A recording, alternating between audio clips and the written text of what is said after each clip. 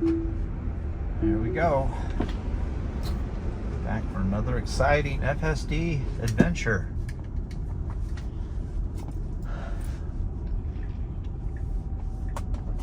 How y'all doing out there today? Y'all good? Let's see what's gonna happen here. Looks like we're gonna do a left turn today. And we're gonna zig to the left. And then as we're gonna go further to the left. Here comes a car on the left.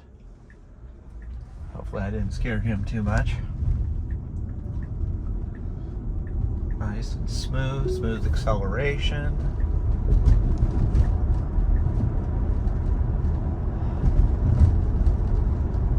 And we got one more turn up here until things calm down. Give a little tug.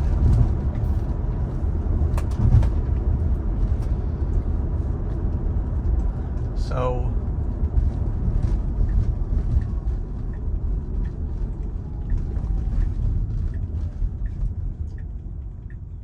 we got a green light. And there we go. I would say that's reasonable. So I don't know if I mentioned this in my other videos, but we have a friend that is in a wheelchair. And I've gotten to spend time to understand more about the impact of what that means as far as cars and vehicles and stuff goes. Very yellow light here. Legally, we made it. Did not change to red before the end of the, we made it across the intersection before it turned red. So anyway, so I've been studying this perspective. I've been thinking a lot about this person and what they're dealing with and what they're going through and everything. And one of the things that I didn't know is that if they can basically drive most cars, and this is what we always see is, you know, they have a stick over here on the wheel or something. I don't know what she has in her current car, but that allows her to use the brake or gas pedal, is what I remember from the old days when I used to see these kind of things. And then obviously you just have the complexities of getting in and out of the car. And hence the reason why those people that are in wheelchairs need bigger handicap spots, a lot of space on the side. The person I'm thinking about has a sedan, and her wheelchair goes in the back seat, I believe. So she has to, honestly, I haven't seen her do it, but I can't even fathom how good she has to be at doing that, to go around this door, go around that door, get the seat out, put it out there, get in the seat, and, you know, close the door, open the door, and all that other stuff, if you can just visualize that. Anyway, she brought to my attention that she was very impressed with the way that the Model X has its Falcon wing doors, and was stating that that might make her life a lot easier to use that type of vehicle. And that's, of course, the Falcon wing door is the one that goes up. And I was like, wow, I had never thought of that before. So, but I obviously, the Model X is a very expensive vehicle, I said. And she says, if you just buy a minivan, it can cost you $30,000 to add the necessary accessories to the vehicle to make it more accessible for wheelchair people. I didn't know that there was that much of a premium on them. So we went on YouTube and we looked at some videos, and maybe I'll try to put a link in the description or in here so you can take a look at that. But they had a Falcon winged Model X that had a crane that basically would lift the wheelchair out and set it on the ground next to the person. And when you think about it, a Model X has powered doors too. The doors will actually open and close without you touching them, and that could be helpful if you're in a wheelchair. And if anybody's watching this that's in a wheelchair, please chime in the comments and let me know. So if you just think about the process, you know, you open the door, you hit your button, the wheelchair comes out on the ground, and then you just have to manipulate your way into the wheelchair. And I don't know what technologies are out there, but that seems like there's less modification to a Model X to make it accessible like that than there would be other vehicles. But I just was really fascinated by that. the fact that the technologies that are there are really amenable for that. I don't know if Elon and Tesla have ever thought about that, but that might be I don't know if the engineers at Tesla even, I don't know. It's just kind of a fascinating thing. So I'll put the link in the description for the YouTube video that shows it. This morning, by the way, and then the whole point of what I was going to mention about this.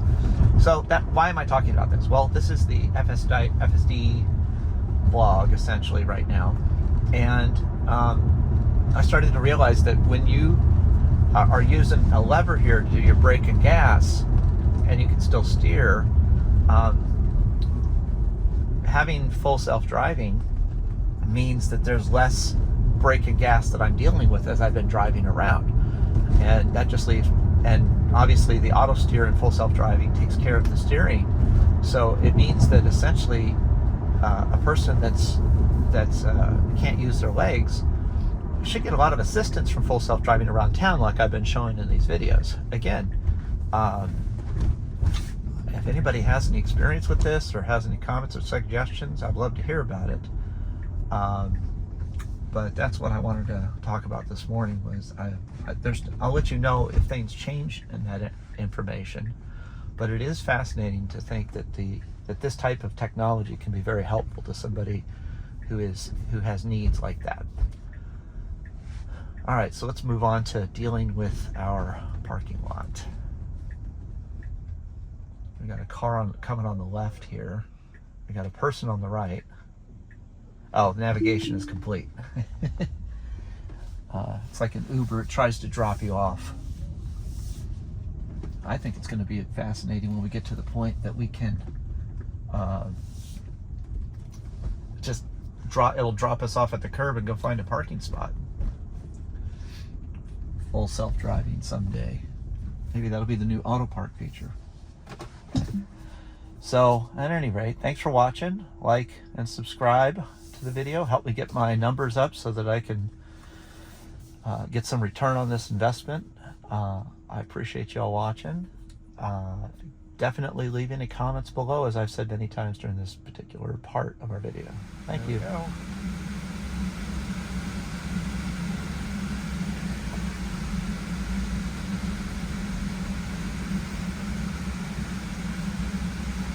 We'll wait for it to plot a path. There we go.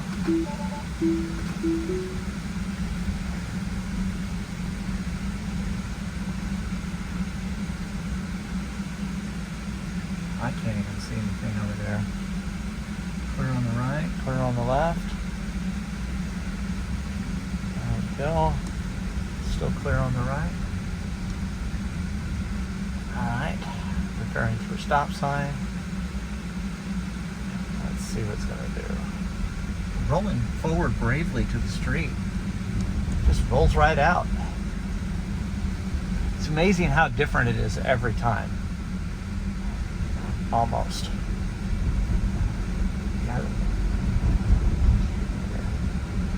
So it's nice that this time we seem to be favoring the left side instead of oh no, here we go. We're heading towards the middle of the lane now. We got nobody behind us today for this right turn.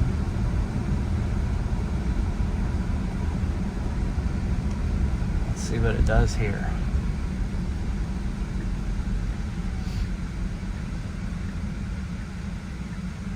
Oh, we're going to swerve right, we're going to swerve left and then right, I mean. It's pulling out for visibility. Nice smooth right turn. There's a car stopped on the right here. It is favoring the left to go around him. Nice work. So on my way here, I forgot, but I don't think I had any takeovers.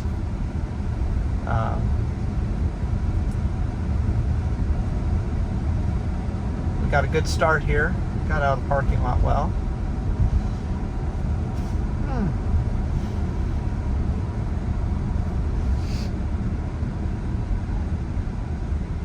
It's doing. I accept this. I would think that if it could, it should change lanes and go over to the left. Not bad as far as slowing down and waiting for the car to go around the corner before it starts accelerating again. It feels confident. The speed is reasonable. The speed is reasonable.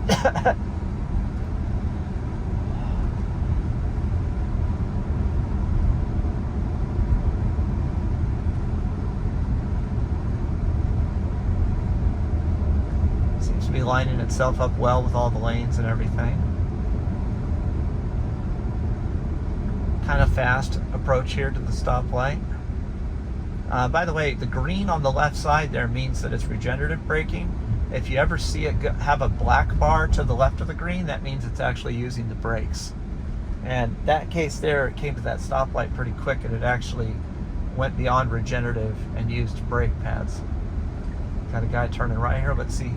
I got a Tesla behind me. Oh, look at that. It's changing lanes. It's changing lanes to go around him. I like that. That's what I would have done.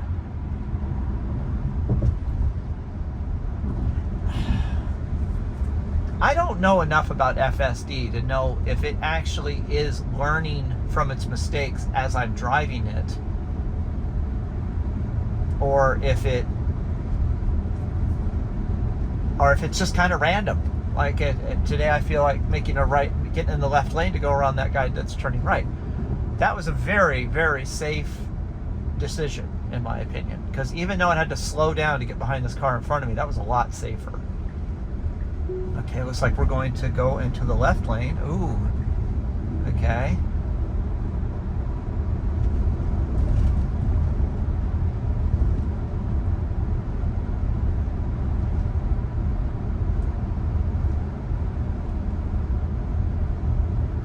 Interesting. It's making its way over to the right. It slotted itself up pretty good. About equidistance between the car behind me and the car in front of me. I would say that the car behind me wouldn't have felt in any way threatened. Ooh, see, now it wants to get over to the right, but it's having speed problems.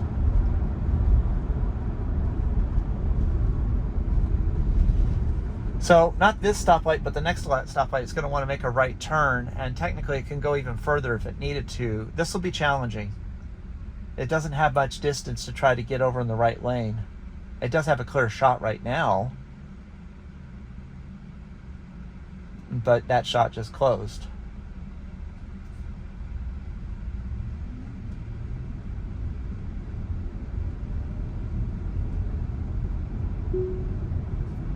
Yeah, see, now it's donging.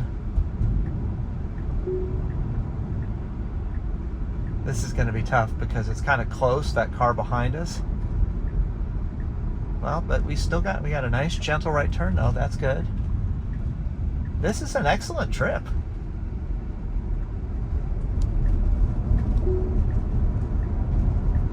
Gentle lane change.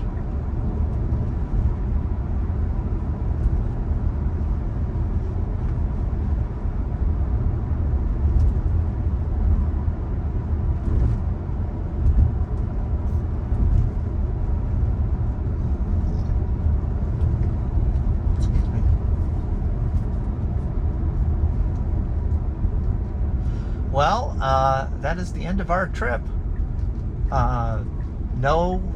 Nothing. I didn't have to do anything this time. Pretty dang good. Well, guys, as usual, like, subscribe, leave comments below. Thanks for watching.